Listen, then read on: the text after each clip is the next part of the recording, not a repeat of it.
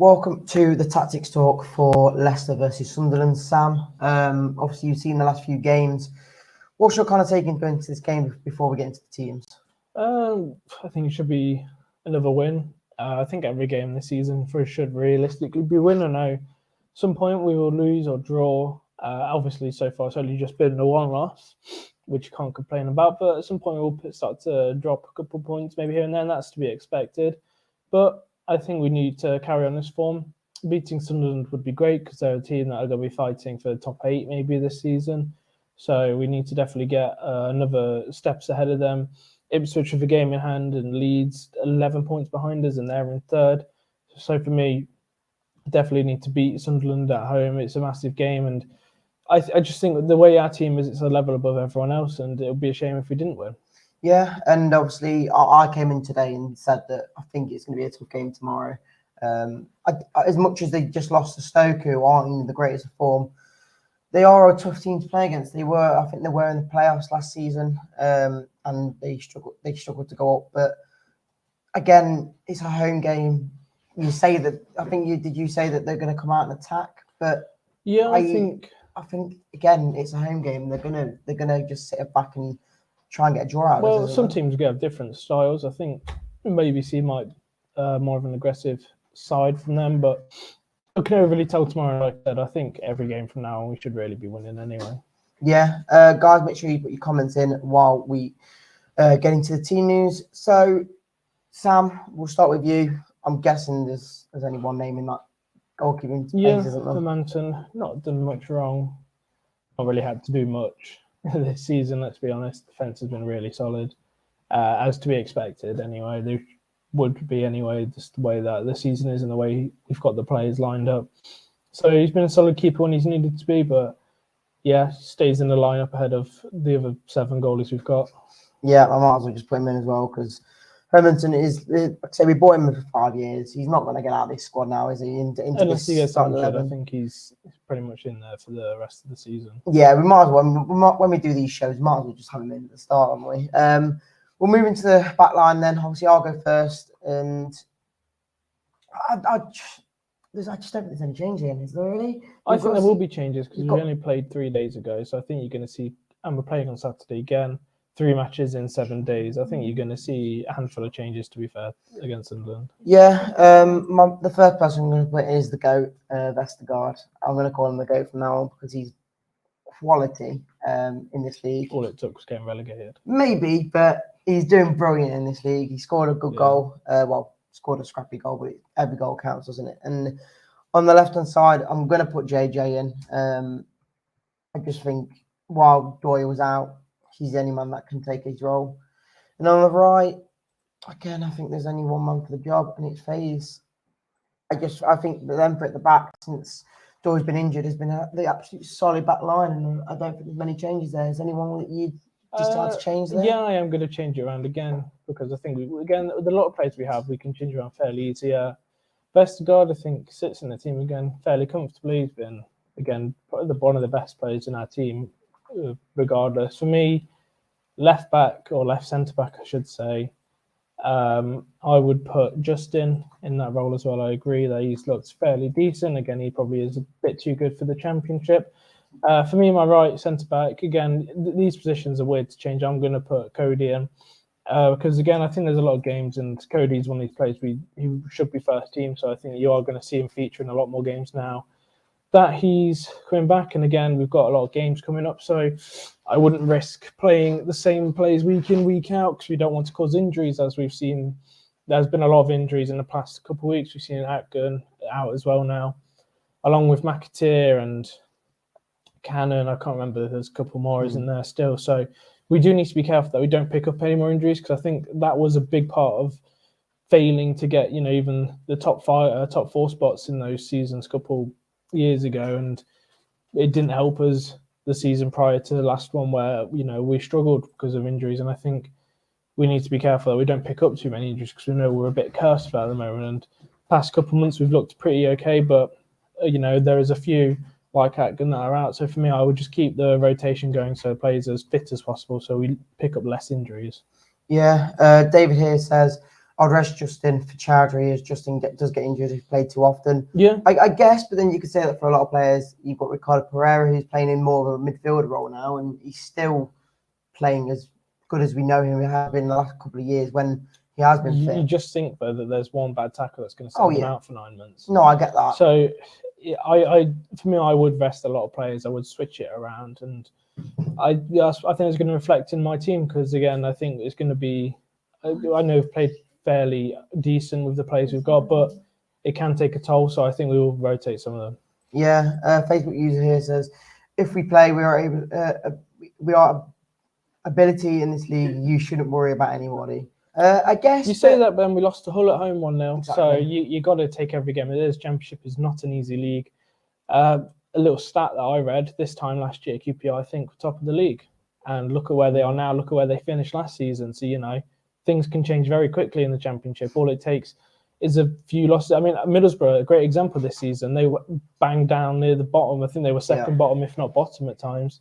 And now that they've put themselves up into a good position, won 5 in a row. Yeah. Dawn also says she's happy because she's got a away ticket for Middlesbrough. Congratulations. David also says, how long is that gone out for? I thought he wasn't that bad. He did come off as a precaution, but have you heard anything? No, I don't think I heard anything. I don't know if there's a press conference. Or there was a press conference today, but I've not seen anything about it yet. I'm sure they might mention how long he'll be out for.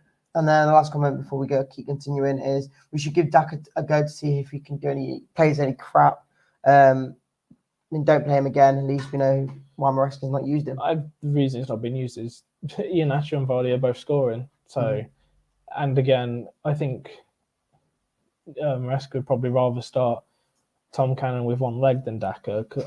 He's just one of those things he doesn't rate him. Suter's another one where he doesn't rate Suter. We all probably thought he's actually been an okay player, but he doesn't rate him and he doesn't get into the team. So it just happens with some managers. They come in, they see the training.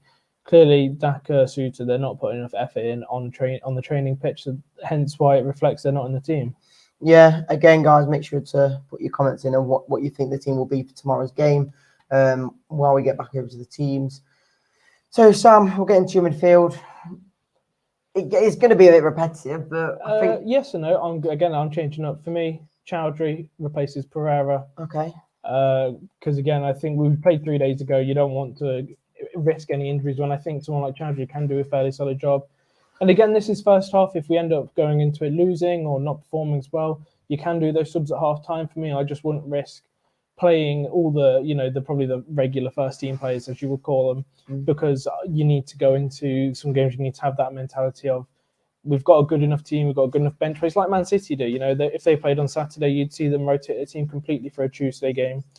So I think we're in that same, obviously, Championship style, but the same kind of mentality of we're going to rotate a lot of our players. And I do think you're going to see a decent change around because Sunderland are not an easy team. So don't get me wrong, but I think we wanted the guaranteed win against Swansea to come back strong after the international break, and we're going to go into this one with a little bit of a different opinion. So I think you're going to go for pretty much a first starting 11 team, and I think I'm going to go for a bit more of a subs team. Are you keeping Winks in there, though? I do. Again, Winks I keep in. I think he's one of those players where there isn't really anyone that can rotate, especially with Pratt out injured. There isn't many players that can rotate and take his spot, especially when he's playing so well. And again, Pereira's been playing well. I just think when Chowdhury's played, he's also done pretty decent. So I am just going to rotate a team. But for me, Winks does stay in the team because I think he's fairly vital. Yeah, I think you're right in saying what you're saying, that we do need to keep rotation. I think with the games coming up, I think I'd rather stick with the main team-ish in this game coming up tomorrow, and then play a week inside against QPR because they aren't the greatest team. That definitely could happen. Again, it's tough to say because we played a strong team against Swansea. Maybe we should have done the other way around. We played a bit more of a B team for Swansea. But again, you can understand the reasonings. First game out after the international break, want everyone to get back into the flow, and a good win.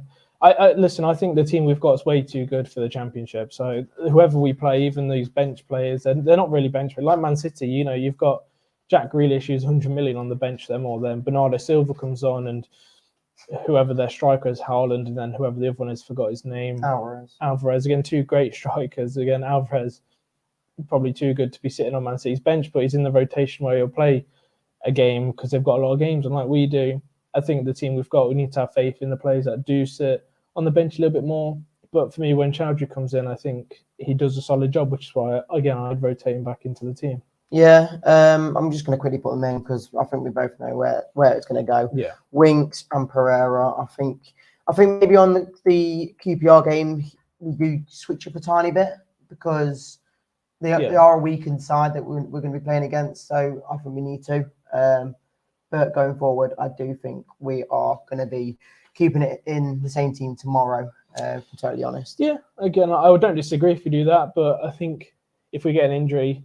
Again, it'll be a bigger hurt. It'll be a bigger, yeah. Out.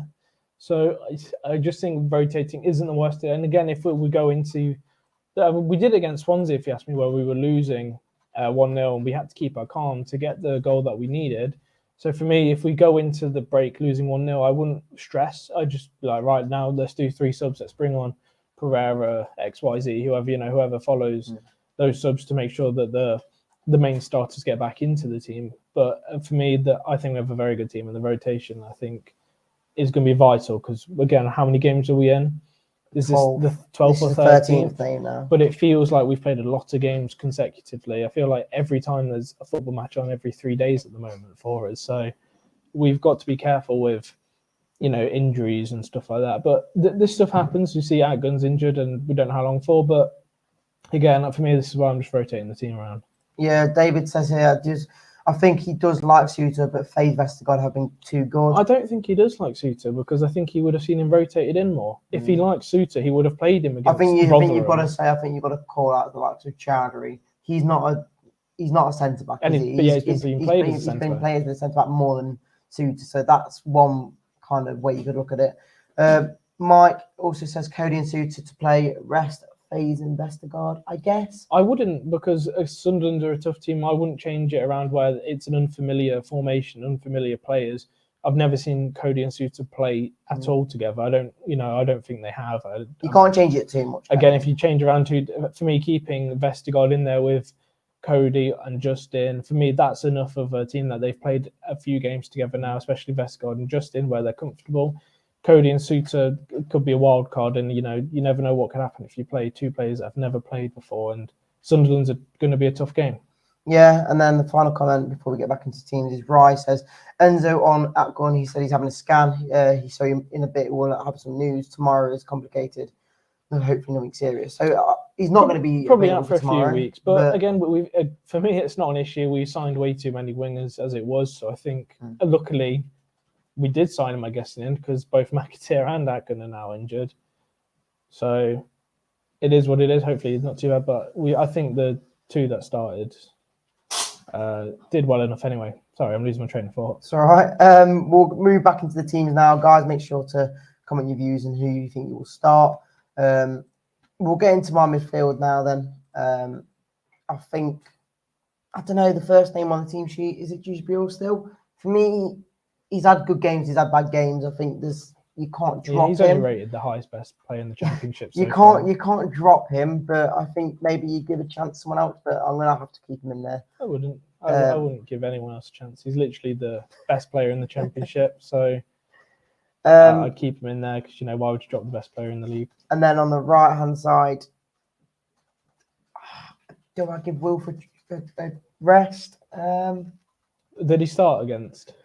Yes, he did. Whoever we played. I was coming back from holiday, so I managed to watch the highlights of the game. He did start, and I'm just trying to think, because I would have said someone like Atkin might have been a good rotation player, but he's out. So the only other person who really got is someone like Cassidy, and Cassidy's not great. So I think you do keep Wilfin, unfortunately, because as much as I do want to have him, I don't want to give him a break. I just don't think he's going to be able to have a break with the players that are out.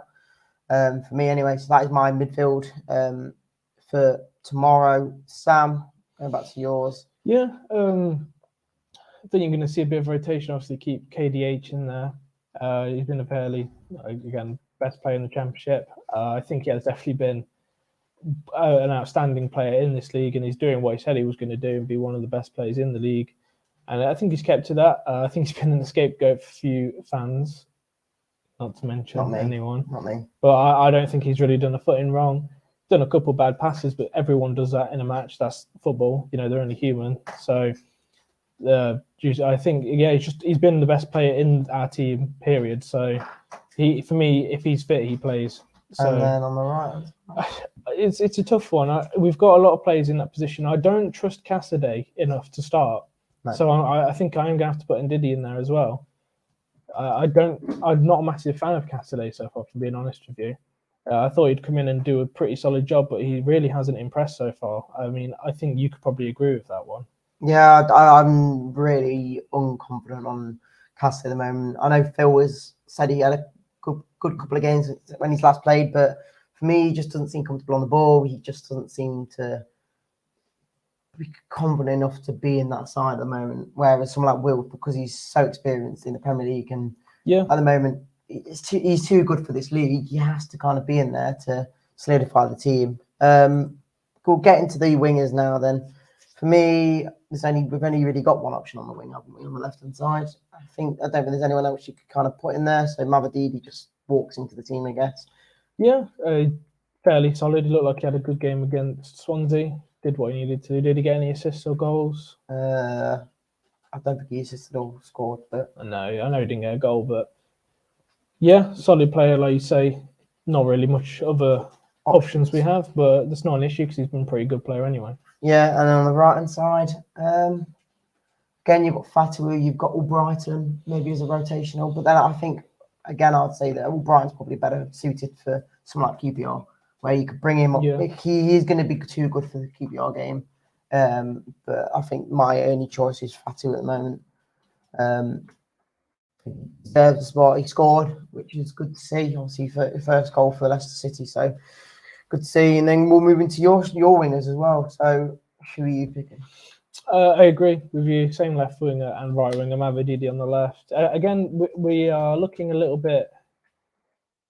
I wouldn't say scarce, but we are because we brought in players, but because we've got two injuries now. And McAteer, I do think that our options aren't massive. Albrighton for me again. I think someone that's too big of a team to risk. Someone like Albrighton who hasn't really played. Again, when I say like Chowdhury and Cody come back into the team, they have featured a few, and Cody's more than capable of taking on these teams, and so is Chowdhury. So again, I wouldn't rotate it massively. I said there's only two players different to the Swansea game, but I think we need to be careful with who we play. And I'd stick with the same wingers. I think they seemed fine. And Albrighton's your backup option. And when you're winning 2 or 3-0, maybe, when the game's pretty much dead, you take off one of the wingers and switch it around. Yeah, and I think we'll kind of talk about the strike position now, because I think either way, whoever starts tomorrow will not start on Saturday. I think if that's right, maybe if Vardy starts tomorrow night, you'd probably expect Kel to start on the QPR game. Maybe. But if Kel starts tomorrow, maybe if he scores, he might stay in for Saturday. But I think my only option for me to pick out is Vardy. I think he has to play tomorrow. Yes, he's getting older. Yes, he might not be able to do 3 games in 1 week. That's maybe why Kel comes in on Saturday. He has, though. Has he? Yeah, I think he has this season. I think he's started or played quite a lot more than people think. So I don't know. I think we've got 2 good strikers that are both scoring goals. So again, they're very good at rotating. Ironically, I think they're scoring more when they're coming on as subs, to be honest. So yeah, David here says, surprised he didn't bring Marcel back to the first team with the injuries. Maybe, but then again, that's how Enzo is. We've not seen Marcel in I don't know how long now since. I'm a bit surprised that Marcel isn't in the team. I don't know if it's because he's an under-21s that he, if he's needed, he gets brought back into first team and then he gets sent back down to 21s when he's not needed. But for me, I thought he looked like a pretty good player. I would have kept him in that team, but maybe there wasn't enough space for him to be in the official 25-man team. But I agree that Marcel should be at least on the bench, if you ask me, as an option, because we are looking a little bit scarce now. Maybe he will be, because Atkin only just got injured against Swansea, so you might see him on the bench. Maybe you will see Marcel on the bench now. Yeah, again, finally, guys, make sure you put your comments in to tell us what team you think will start tomorrow. And then all we have to do is put the striker in. I'm going to start with Iheanacho. I think Okay. Vardy started against Swansea, did he not? Yes, he did. Yeah. So again, I think rotation enough players. I think And Kel scored. whoever comes on swaps and scores. So I think Iheanacho will start. Maybe he'll score, but I think if Vardy comes on, I think you'll see him score because that seems to be the way we're doing it. Change the striker over for the last 30, 35 minutes, and they end up scoring like Iheanacho did. Is Iheanacho fit though? Did he not come off injured against Swansea? No, that was Akram. Was it? Yeah. So is Iheanacho still fit? Iheanacho's fine, I think. Yeah. So yeah, if Iheanacho's fine, I'd start him. Okay. I think you know what I'm going to pick. I think Vardy's the one for me, and then Cal starts on Saturday. So yeah, Vardy. I think he's starting to suit the style we're playing now. He's coming back more and holding the ball up and passing it on while he makes the runs out of play, and he's starting to get up back on my good books because, like I say, last year he wasn't great, and I just never thought he'd fit the system with how Enzo wants to play. But now he's slowly scoring goals now. And it's good to see because, like you say, he got relegated. So someone like Vardy scored 100 goals in the Premier League. He knows how to find the back of that, even at 36 years old. I don't think it's age that's catching up with him. I think it's the style of football. If we played to Vardy's football, even in the Premier League, I think he's 10, 15 goals a season. Easy for me if he plays the right way. And by the right way, I just mean fast counter-attacking football, which suits him. Obviously, times change and the style of football probably doesn't suit this team. But, he's doing a good job. He's scoring a handful of goals. He's setting up a handful of goals. He's being clinical. And that's why him and Iheanacho are both doing it. Well, I think every match you're just going to see a rotation. It's like 50-50 really who starts up front. For me, I just probably favour Iheanacho more because he scored and Vardy played from the start against Swansea. So I would. 50-50, not 33% each. Dak has no percentage in this conversation. Like you said, Tom Cannon might have a chance over Daka, and he's injured right now. So Tom Cannon with one leg would have more chance. Really, honestly, Daka's he's not again anywhere near this team, and unless we play a cup game like Liverpool where we know we're going to lose, hence why he came on when we were already 3-1 down. And he missed a sitter, if I'm not mistaken. Daka missing a sitter. There you go, guys. There are our two teams for tomorrow night. Make sure you get your score predictions and obviously your team predictions in for today's show. And we'll catch you all on the next one. And again, make sure to subscribe to Leicester Fan TV. Appreciate it, guys. And we'll catch you on the next one. See you in a bit.